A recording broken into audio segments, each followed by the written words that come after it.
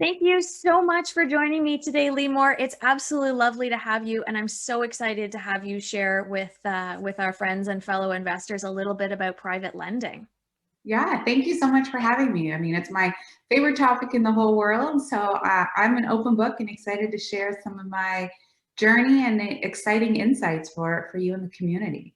Oh, thanks. We really appreciate it. So for those of you who have not had the pleasure of meeting and working with Limor before, I'm going to tell you a little bit about Limor and why she's here today to talk to us about private lending. So Limor is a real estate investor and a money expert, and she is on a mission to help people become financially fabulous and take steps towards achieving their financial freedom. So following a decade in banking, Limor found herself asking, is there more to life than climbing the corporate ladder and working even more hours? And I bet there's a ton of people out there who can relate to that. For sure. So with these thoughts in mind, she embarked on a journey to educate herself on real estate investing and quickly became an accomplished real estate investor with properties across Canada. She has experience in multiple investing strategies, including rent to owns, hard money lending, wholesaling, private mortgages, buy and hold, Airbnb, pre-foreclosure, and fix and flip. That's a huge accomplishment in and of itself. That's amazing.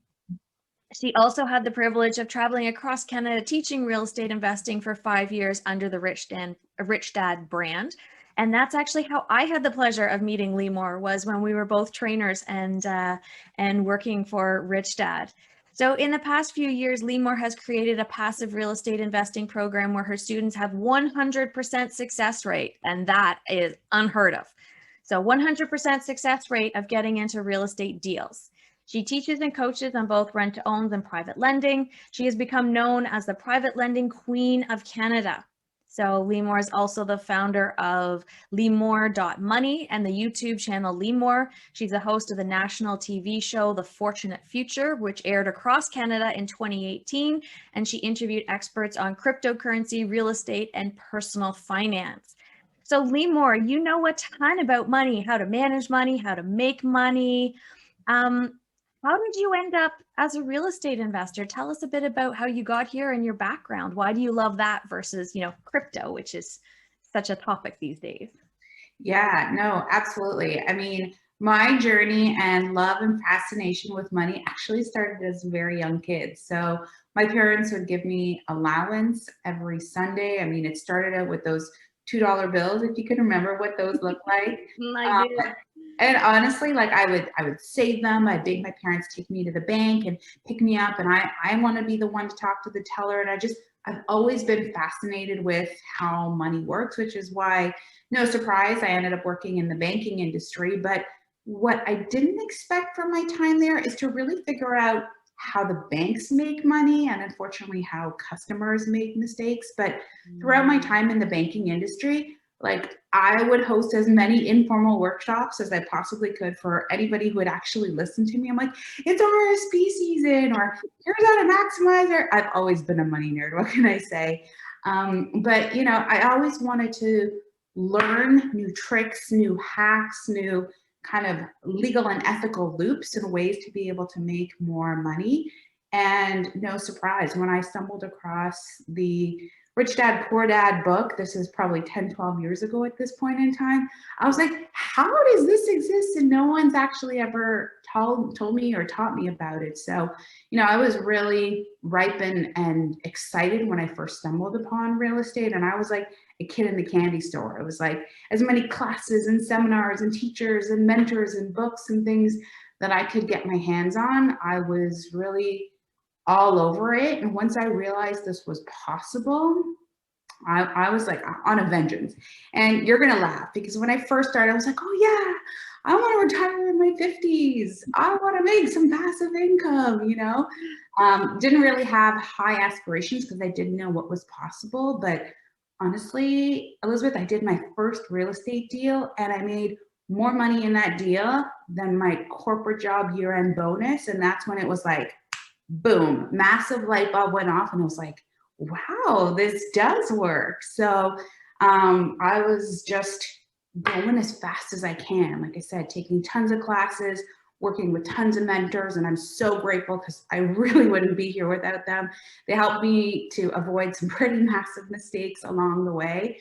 But that's where, you know, I tried this strategy and that strategy and this strategy. And I just wanted to soak it all in and really figure out what was the right path for me. And it's been a really exciting journey, you know, some bumps and bruises along the way, as happens to the best of us. But, you know, we learn from those. And it's such a privilege to be in a position to not only have the kind of freedom that, you know, most people don't even bother to aspire to, but also to be able to share with other people so they can achieve amazing things in their lives as well. Absolutely. And that's such an inspiring story. I think there's a lot of people who will be able to really relate to that, that, you know, you start out and you think about real estate and you don't even realize what's possible. And suddenly you know, you learn, you acquire knowledge, you work with people, and then the whole world kind of opens up and becomes such a huge opportunity for you. I love that. Hmm. So you've tried a lot of strategies and you've been successful at them. Tell me about why private lending is your thing. How did you become the queen of private lending in Canada?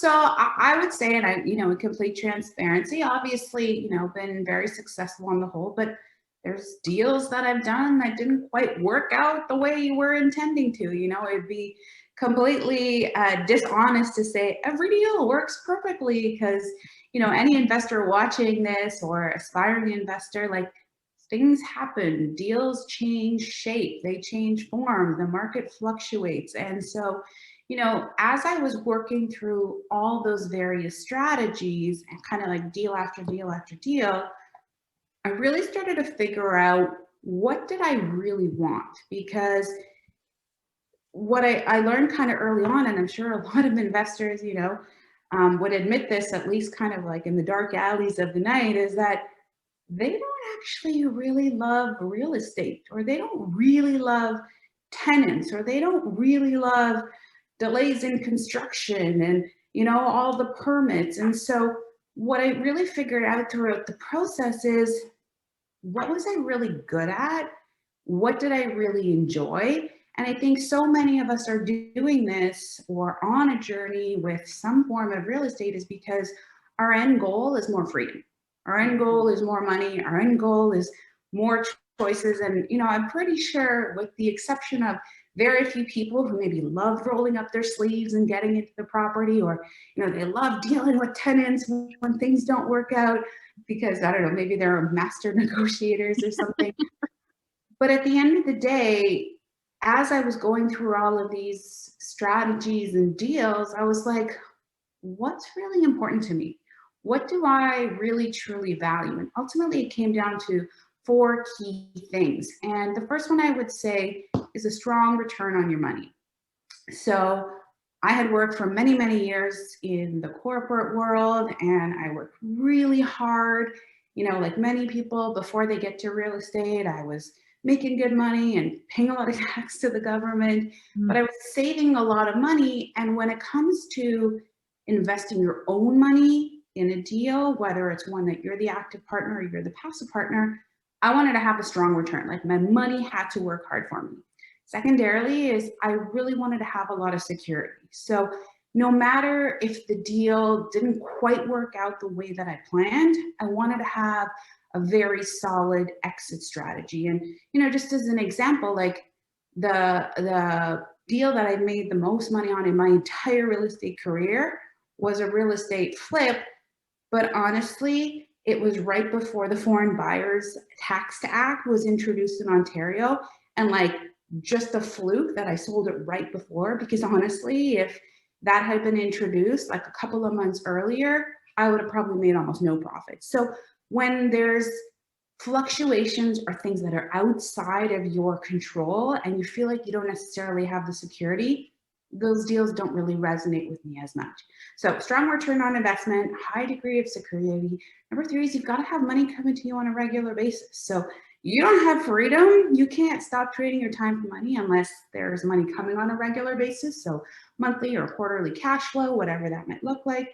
And then last but not least, you know, going through this journey, because those weren't really the things that I love, dealing with the tenants and dealing with the properties, I wanted my time back. I wanted it to be as passive as possible so that I could build online brands and share my experience and have a great quality of life and, you know, take care of my health, spend time with my husband. And so ultimately, it took me a long time to really formulate that those are the four things that I valued the most. But Mhm. once I really knew what I valued, I kind of had all the strategies and kind of all the check boxes. And really the two strategies that rose to the top for me was private lending first and foremost, and secondarily rent to owns can achieve those four objectives as well. And so I just kind of started specializing more and more. And what I realized, and you know this as well from so many conversations and communities and books and seminars, is that there's a lot of talk in the world of real estate about, oh, no money down, use OPM, other people's money, joint venture partners, and that's all fun and sexy, but like somebody has to have the money.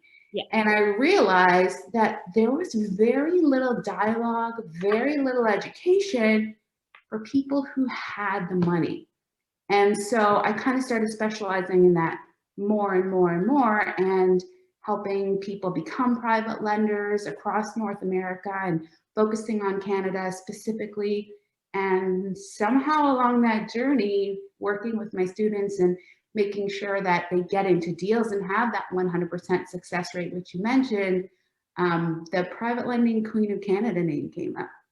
That's awesome. That's awesome. And it's so neat to hear sort of the thought process that you went through, because I feel like a lot of investors at the beginning, they sort of have that like shiny penny syndrome where they're like, I saw a show on HGTV, or like, oh, this new book came out and I'm gonna go take this course. And people, I find, and a lot of my coaching clients come to me too, and they're like, I want to do this, this, and this. And they haven't really taken the time to see, does it fit with their lifestyle? So why don't you tell us a little bit more about private lending and how it differs from the other strategies and why it's such a good fit for you for your lifestyle? Yeah, absolutely. And I'll just kind of jump on that for a second. Like, I love seeing the latest trends, whether it's like, you know, the burr is very sexy over the last little while. Like, I can give you 300 reasons why there's challenges with that. I'm not saying, you know, that it shouldn't be sexy, but yeah, I would just say like it's really important for investors to truly know, like, why are they doing this? What's the point? What do they want to get out of it? And I mean, I've been there. I was like, oh, I'm going to try this one. Oh, I'm going to try this one. So kind of been down that road. But to kind of get to the question of where you're going with private lending, it's a very unique strategy for a number of different reasons. First and foremost, you're coming to the table and you have money to place in the deal, and you are actually going to be registered on title. So when you're lending money to someone, you're essentially doing what a traditional bank does. And the biggest difference I would say is that you are actually not the owner of the property. You are the person who's controlling the property. So it's almost like a paper asset from that standpoint. But the nice thing about being a paper asset holder or being registered on title or whatever terminology you want to use is that because you're not the owner, you're not the landlord, right? So you have the ability to take over the property if they stop paying you back. I mean, the processes are outlined in Ontario in particular. They're much quicker and faster than you might imagine with the power of sale. But essentially, you get all of the upside without needing to ever deal with anything. And like, you know, think about this. If you own a property and there's an issue, the roof's leaking, like, can you call the bank and say, hey, the tenant left or the roof is leaking? Of course not. The bank's going to laugh at you. So the same thing when you're the private lender, you're registered on title. The returns that you're looking for are typically between 9 and 15% return per year. And so those are also very steady and very secure because same thing, you've got a mortgage on a property, you know exactly what that interest rate is and what your payment is every single month. So when you're a private lender, it's a very predictable investment. You've got a lot of security. You've got, you know, provincial processes and procedures so that if they do in fact default, and by the way, the default rate on mortgages in Canada is less than 1%. So compare that to like 95% plus people lose money in the stock market. You're embarking on a strategy that has very high success rates. But you know, if you've got enough equity behind you and you know how to evaluate the deal, there is an absolute ton of strength. And once you've done the initial due diligence, it's completely passive. So it's a very strong way to ensure that your money's working really hard for you, that, you know, there's not much for you to do once you've evaluated the deal. There's not a lot of deals that go bad. If it does go bad, there's still processes and procedures to get your money back. So it really takes a lot of the risk. And when I look at this strategy compared to a lot of others, I would say that there's sort of an asymmetrical relationship between risk and reward. So typically, if you're like, okay, I want to have a higher reward, that goes up, the risk goes up too. But in this particular instance, you know, if you're educated and you know what to look for, they're not necessarily correlated the same way. And, you know, you get into the kinds of deals that are the right fit for you. If you're someone who prefers a first mortgage or a second mortgage, you can absolutely accommodate. No two deals are the same, but it's really, really strong. The last thing that I'll say is it's not nearly as challenging to get into it from a dollar standpoint. So if you think like, okay, I live in Toronto and I want to buy a property, you need a lot of money. But private lending actually starts with typically $50,000 or so. And so it's not as difficult to get into as people may think. Absolutely. And I mean, there's just so much great information there, Limor. Um, how do people get started in private lending? How does someone get started as a private lender? Yeah, so what's really important about being a private lender, if you want to get into it, is to really be properly educated and know what to look for. Typically, what I find a lot of people unfortunately get into is they're talking to a mortgage broker or another investor, or maybe even the lawyer, and they're like, oh, I have some money. And, you know, the mortgage broker, not to pick on them specifically, but just to have someone for this example, will say, oh, well, I've got a great deal. It's X amount of dollars. It's this location. It's X return. It's an amazing deal. And the private lender or the new or the beginning person who wants to be a private lender is like, okay, well, this mortgage broker says it's a good deal. So, you know, they look like they have a nice smile. They know what they're doing. They've got a fancy business card and a website. Great, I'll place my money. But the truth is, just because it's a great deal for the mortgage broker, and of course they get paid on the deal, does not make it a good deal for you. Because what's important for your risk portfolio, for your cash flow needs, for, you know, the trajectory of your family, the tax strategies associated with it, like, just because a good deal is good for someone else doesn't mean that it's a good deal for you. And a lot of people kind of fall headfirst into private lending. You know, they've done a few other deals and like, oh, I heard this great thing. But I would say if somebody wants to become a private lender, I mean, it's one of the greatest investments that you can make in terms of your financial future and trajectory. But you have to be educated. If you're going to make $100, $200, $300,000 decision with your money, you don't want to just like trust someone else who's like, oh yeah, it's a great deal, right? You want to be able to understand. You got to evaluate the property and the borrower, and, you know, what province is it in? What is the procedures in a worst case scenario? What's happening in the real estate market? What are the issues with the borrower? How long is it going to take? You know, what position is it? What's the return?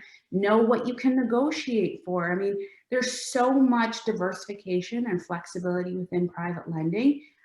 It's really exciting because there's so much opportunity, but I really urge that if somebody wants to start lending their money, like, please, after listening to this video, you probably know enough just to be dangerous to yourself, but get yourself educated and make sure that you know what you're doing, because while there is a lot of security, trust me, there's still cracks.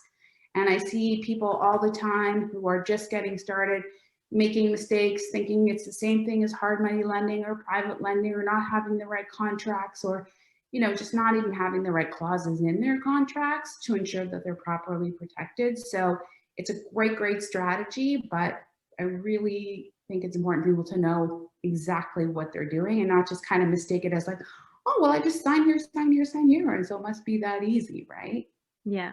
And I think a lot of, particularly newer investors, they're very trusting. So if someone, whether, like you said, it's a mortgage broker or a realtor or a lawyer comes up and says, oh, this is a great deal or this is a great opportunity, a lot of people will tend to say yes without saying, wait, do I know enough to be able to make a good decision about whether this is the right strategy or the right deal for me specifically? People are very trusting until, like you said, it's your money that's on the line. So how do people, in addition to education, how else do people mitigate risk when it comes to private lending? And I find that there's a lot of ways to do it with this strategy that you can't necessarily do with other ones. Yeah, no, and I think like mitigating risk is one of the top priorities when it comes to this type of strategy. And it start with like having your eyes open onto the deal that you're getting into, right? Making sure you have the right terms, the right clauses to make sure that you're properly protected. And, I would say kind of the next step is really ensure that you have enough equity behind you. So, if you're brand new to this, you might have heard of the terminology loan to value. So if you're going to a traditional bank and you're buying a rental property, the bank will give you an 80% mortgage, which is 80% loan to value. They ask you to have at least a 20% down payment. What that ensures is that if the bank has a mortgage that's 80%, well, there's 20% of the value there. Meaning that in a worst case scenario, if the bank needs to take over the property and they need to sell it, well, if the market's gone down a little bit or they some lawyer fees, there's more than enough money for them to be able to get their money back. So for you as an investor, really establishing what's your risk tolerance and what's the loan to value that you're willing to go up to. For many people, it is an 80% loan to value, but there can be lots of different extenuating circumstances. You could have a secondary property. There's tons that we could go into, but I would say, really ensuring that you are in a position where you've got a lot of strength and there's equity there behind you. It's also really important to understand, and I mentioned this briefly, that you're embarking on a strategy where the default rate is really, really low. So, wouldn't it be nice to go to the casino and have the odds in our favor? But that's actually not just good enough.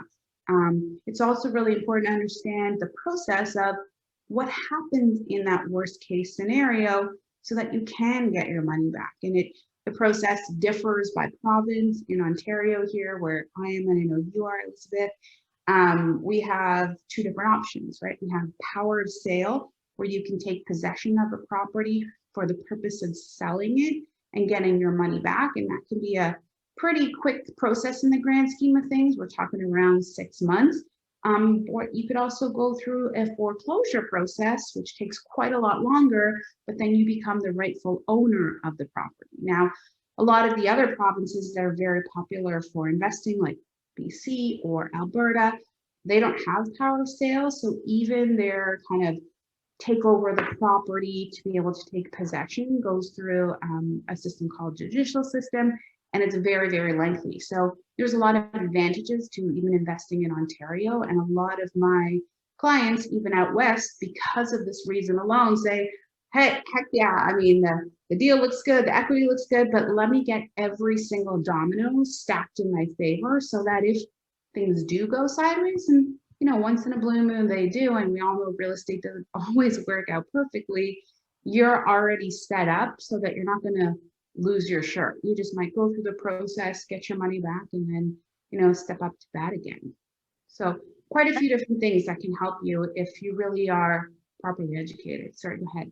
No, I was just going to say that that's such fantastic information because, so many people in Ontario have been leaving the province and investing elsewhere because of the Residential Tenancy Act here and the mess that the landlord tenant board is in. So it's really nice that the idea to be able to stay, in the area that we're familiar with and the area where, we have the greatest level of comfort, but to have a strategy where we're not as worried about, what is the tenant doing and are they paying and everything else, because all of those stresses, it's the owner of the property that deals with all of those things. Yeah, so the flip side, of course, is true here for when you're lending. So Ontario is great for lending. And then kind of the last piece of the puzzle, which is really more universal for risk mitigation, is like, how much money do you have, and let's diversify, right? So if you have, $300,000, don't put it all in one place. If you've got half a million, do multiple deals, different types of property, maybe do a first mortgage, do a second mortgage, have a variety of private lending opportunities inside of your portfolio so that you kind of don't have all your eggs in one basket as well. So Yeah. that's kind of one of the great ways to diversify even within private lending itself.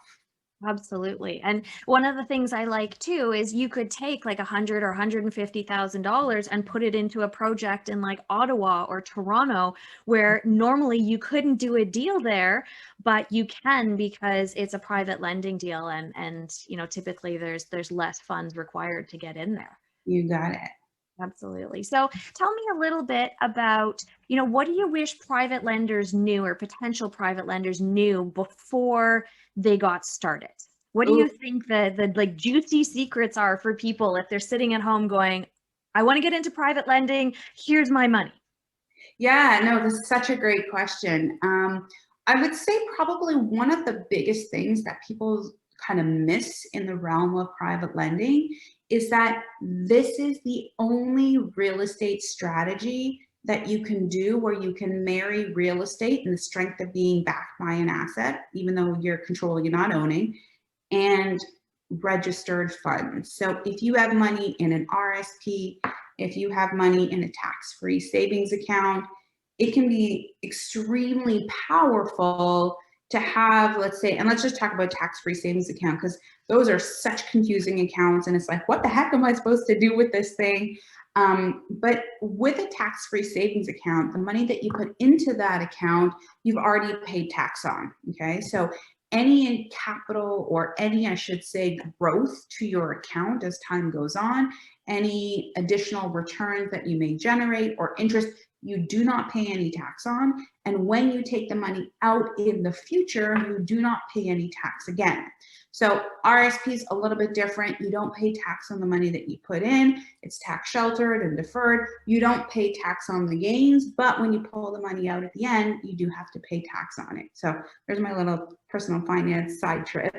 But the reason why I say that is because specifically with your tax-free savings account, as your money grows, you're not paying tax. And as you're taking it out, you're not paying tax. So when you can couple together an account that you're never going to pay tax on in the future, other than the initial funds that you put in originally, and you have the compound interest of private lending, anywhere from 9 to 15% return, this should be the number one vehicle that both passive and active real estate investors should continue on and start with very early on in their investing journey, because the money grows and grows and grows and grows and grows, and you never have to pay tax on it in the future. And, I've got a couple of examples and videos really where I show that if you have a husband and wife couple, you both kind of maximize your tax-free savings account within, and all you do is add that additional 5,000 contribution, give or take, who knows what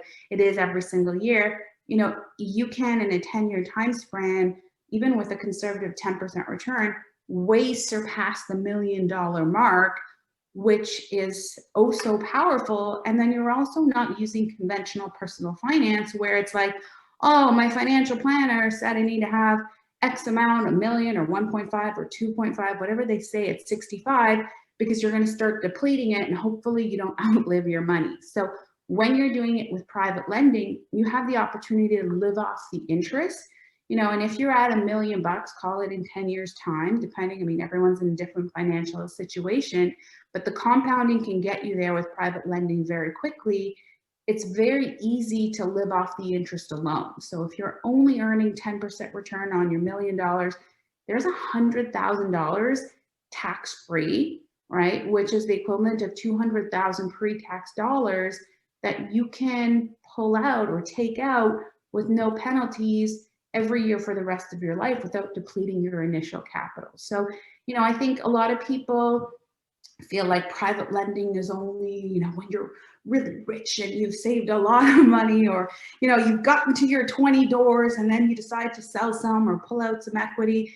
But if you really look at private lending and how it can actually help you plan for a different financial future, I mean, it's extremely powerful, and it's worth starting right away, in my opinion, for anybody who has the money to be able to even get started with that a little bit.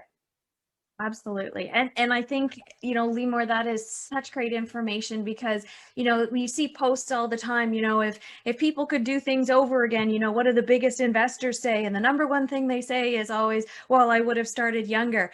But we don't talk about the number two thing, which is most investors will say, I should have started private lending right away. Well, here's what's funny, and I don't mean to cut you off here, but when I talk to investors, and I'm sure the same thing for you, and you're like, okay, well, what's the goal? Like, what's Yeah. the point of this? And they're like, I'm going to add more doors and more doors and more doors. And you're like, well, what's the goal of that? Is like, I'm going to have enough doors until I can sell some and stop being an active investor and become a passive investor. And I'm like, what? If the goal was to become a passive investor, you didn't have to go through 20 years of headaches and, tenants and toilets and all that kind of stuff. If the goal was just to be a passive investor. And this kind of brings us back to where our conversation started today. And that is, as an investor, whether you're starting out or you're a few years into your journey or you're further along, like, I really encourage people to take some time to really think about and reflect, maybe journal, like, what do you actually want to get out of this? And kind of ask yourself that several times over until you get to kind of that deep-seated root cause. Because what I find, and absolutely not for everybody, not everyone's going to be a passive or private lending investor, but for a lot of people, if they were exposed to this type of thinking earlier on, they might have taken a little bit of a different path for sure. Absolutely. And I love, Limor, that you've looked at all the different aspects and the different areas, and you are such a wealth of information when it comes to money and, future planning and finances and everything else. And this is, the fact that you have made this your, preferred go-to strategy, to me really says a lot about the power of the strategy itself.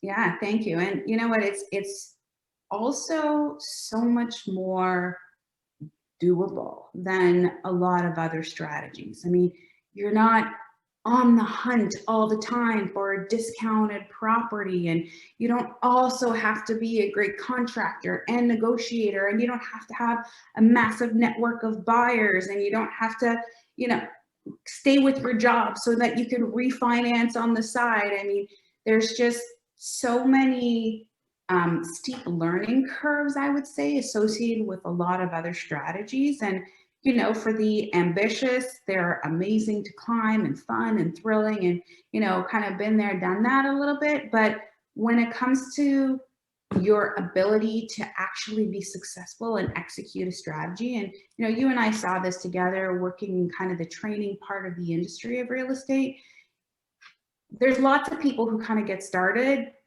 but not a ton of people who kind of cross the finish line in terms of successfully executing the strategy and being able to make their money work hard for them, or being able to make money from the deal. And there's a lot of challenges, there's complexities, and I'm not here to knock the industry in any way, shape, or form, but if you're someone who wants to become a private lender and you have the money to do so, once you're educated, all you really need is exposure to deals. And part of the education is, how do you find those deals? The learning curve, I would say, is a lot shorter, and the number of challenges and potential stumbling blocks are far fewer than a lot of the other strategies. Yeah, absolutely. One of the things too I love about private lending is you can literally be anywhere in the world. Like, now lawyers are completely virtual. You don't need to be in the country. You don't need to be in the same hemisphere. And, you can be doing private lending deals and people are knocking down your doors when you're the person who has the money and they're wanting to work with you. Totally. And I have done many a deal on the beach, helping clients when they are traveling in Europe. Okay, maybe a little bit less traveling going on these days, but it's all done 100% on your computer. This is even like for many, many years now. All the signing has been virtual for many, many years. Your due diligence is done virtually over the computer. You could sit there, you got your your slippers on, you got your glass of wine or whatever you're up to, and all of the information comes to you. All of the due diligences come to you. And, you might go on Google Maps, but honestly, you never have to actually go to the property and check it out, because all of the checks and balances are, of course, in place for you. And you are no different than any of the big banks, right? So the big banks, you try to get a mortgage with them, they'll send out an appraiser. The appraiser will send them a report. They send out a home inspector. Like, you don't have the VP of the bank, oh, Elizabeth wants a mortgage. Stop the presses. I got to go see her house, So yeah, you have complete virtual flexibility as a lender. And it's super cool if that's the kind of life that you're aspiring to. Absolutely. So I'm really curious, because to say you have 100% success rate with deals, like that is a bold, fierce statement. So tell me a little bit, how can you make that statement? What does that look like for your clients? Yeah, so I mean, I can make that statement because it is a fact. And essentially, and there's a couple of different ways to work with me, and I can talk more about that if you want to know. But in my one-on-one program, we have to make sure that we are a good fit to be able to work together in terms of personality and ambition and kind of readiness, and being coachable and action takers are very important. But when I work with clients, there's an education component where I teach them everything beginning to end that they need to know about private lending. There is the piece where we go through many, many case studies that are very different and diverse. So, what does it look like when you're private lending to a homeowner versus an investor versus a blanket mortgage? What if you're private lending on a flip or on a rent to own? There's just so many different permutations. So it's important for me that my clients go through multiple case studies, identify what they like, don't like, questions they have, and then I actually force them to make a decision with monopoly money on all the deals, so that they're not making their first decision on a deal with their real hard-earned money.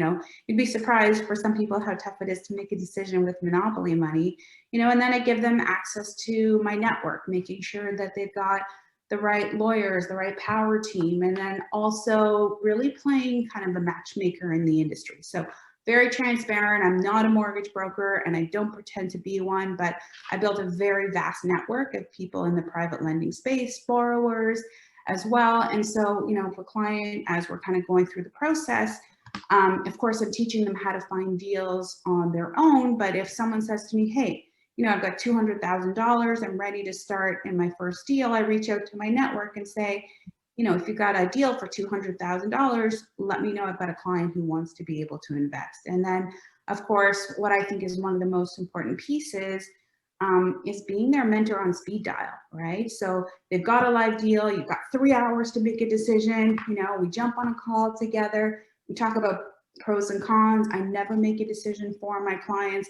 I'm copied on all communications with lawyers, the mortgage broker, everybody there. I'm kind of like a little guardian angel sitting on someone's shoulder, making sure that they are understanding what's happening, that I point out any red flags, and then ultimately they're able to get into their first deal. So, I designed the program based on what I thought kind of the shortcomings were in a lot of the other programs and things that I've seen in the marketplace. And, when somebody has the means to get into the deal, has the education, has practices with case studies, has the network that they need, and at least as they're kind of starting out with their training wheels, has access to some deals, I mean, it's the perfect formula to get them right away getting going. So it's how I've been able to do that, and I pride myself in it. And for some people, they get into a deal really quickly. Sometimes it takes a little bit longer based on their criteria, but I am so dedicated to supporting my clients, and we're not done working together until their money is working for them.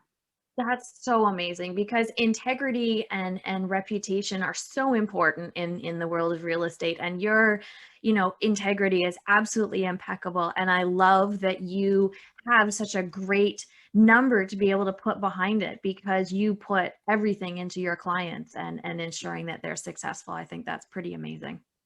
Thank you. And it's really important to me, and pride myself in giving that kind of support. And I mean, it's a lot of fun. And we a lot of my clients become good friends of mine. And I'll be perfectly honest. I'm very picky, choosy upfront. When you're going to offer a white glove VIP concierge type of program, it's got to be the right fit for both of you. But I absolutely love the process, and nothing makes me more excited than when my clients go like, "I made this money, I closed the deal," and honestly, that's just the start of their journey. Once they have the skills, and I'm teaching them how to fish to do this over and over and over and over again for many years to come.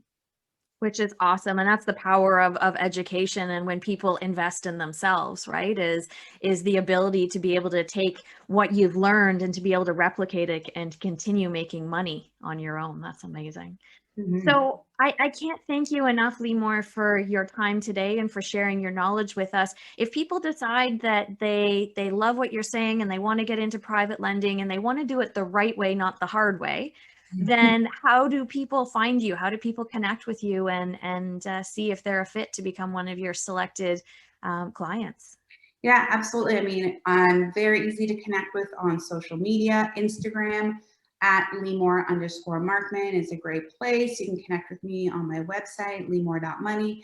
And if you want to go through an awesome video series, free video series where you learn more about private lending, and we've had a great discussion here, but it's just the tip of the iceberg, thewealthyfuture.com. You can access a series of videos there that can teach you more about private lending. And I mean, it's such an exciting journey. I wish that more people would entertain it earlier or even realize that it's an option, because it's still like the biggest way the banks make money. And, some of the world's wealthiest build and maintain their wealth. So, if that's something that you want to be able to embark on, it's not that far out of your reach, and you're going to be really surprised. So thank you so much for having me here today and letting me chat about my favorite topic, and really unlocking some new ideas and concepts for people who might have thought, oh, well, private lending's